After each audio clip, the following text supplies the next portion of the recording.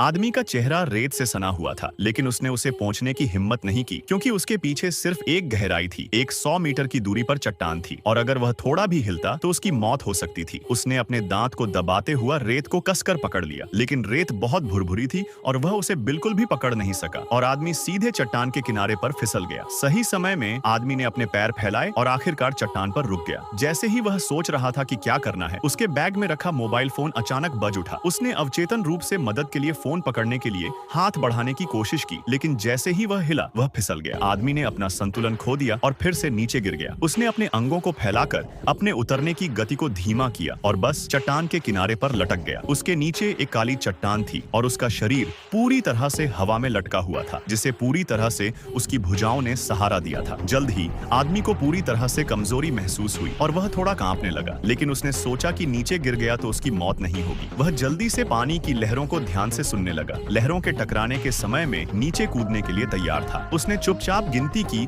वह अचानक पलटा और समुद्र में कूद गया। हालांकि समुद्र के पानी ने गिरने की गति को धीमा कर दिया था, लेकिन समुद्र का पानी बहुत उथला था और फिर भी उसकी कमर पर लगा, लेकिन उसकी जान बच गई। चट्टान पर चढ़ने के लिए संघर्ष करने के बाद वह आखिरकार आराम करने और सांस लेने में सक्षम हो गया। उसे लगा कि उसकी कमर टूट गया है। वह बस आसपास के माहौल की जांच करने के लिए खड़ा हुआ, लेकिन एक कदम उठाने से पहले ही वह जमीन पर गिर गया और उसका हाथ कट गया। फिर बेहोश हो गया। आदमी तुरंत लहरों से जाग गया और उसने सोचा कि उसके पैरों में जान खो दिया। इस समय अपने दिल में बहुत असहाय था और वह बात करने के लिए किसी को ढूंढना चाहता था। जलते हुए घाव को नजरअंदाज करते हुए आदमी ने मदद के लिए जल्दी से अपना मोबाइल फोन निकाला, लेकिन फोन पहले से ही भीगा हुआ और खराब हो चुका था। उसने आसपास के माहौल को देखा। एक छिपी हुई बैकवाटर चट्टान ने उसका गला काट दिया और किसी के लिए भी यह सुनना असंभव होगा।